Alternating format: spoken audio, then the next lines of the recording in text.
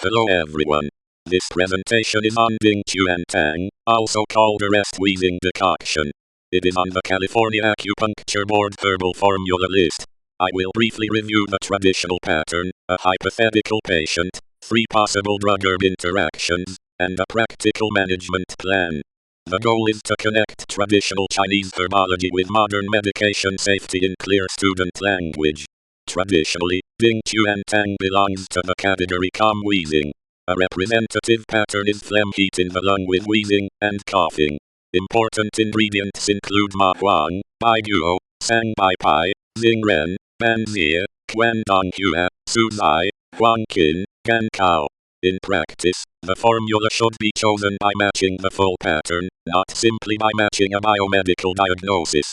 I would also screen for red flags, confirm that urgent medical care is not being delayed, and review all medications, supplements, and over-the-counter products before recommending treatment. My hypothetical patient is 54-year-old man with chronic wheeze and yellow sputum after physician evaluation. The current medicines are albuterol inhaler, hydrochlorothiazide, atorvastatin. This case gives a possible reason to consider Chuan Tang, but it also creates interaction questions. I would document tongue and pulse findings that support the pattern, confirm the diagnosis, and ask about kidney or liver disease, bleeding history, pregnancy status when relevant, and prior reactions to herbs or supplements.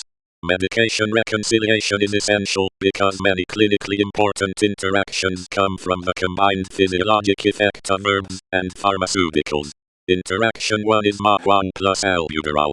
The mechanism is that additive sympathomimetic effects may increase tremor, tachycardia, and blood pressure. The clinical significance is moderate to high. My management plan is avoid uncontrolled cardiovascular disease and monitor symptoms closely.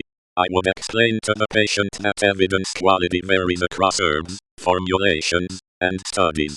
For that reason, I prefer conservative dosing, a reputable product, and close attention to symptoms and objective monitoring when appropriate. Interaction 2 is Gan Kao plus hydrochlorothiazide. The mechanism is that licorice can worsen potassium loss and hypertension. The clinical significance is moderate. My management plan is monitor potassium and blood pressure. I would explain to the patient that evidence quality varies across herbs, formulations, and studies.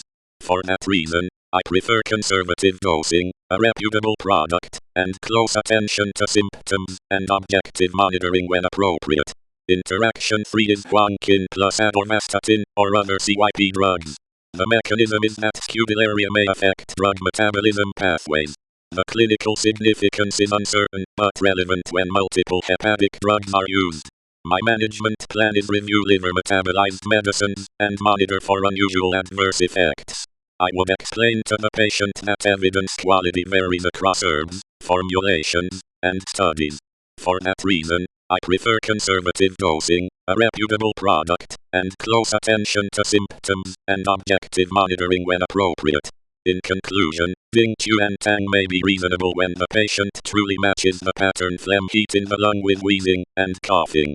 The safety question is not whether herbs are simply safe or unsafe.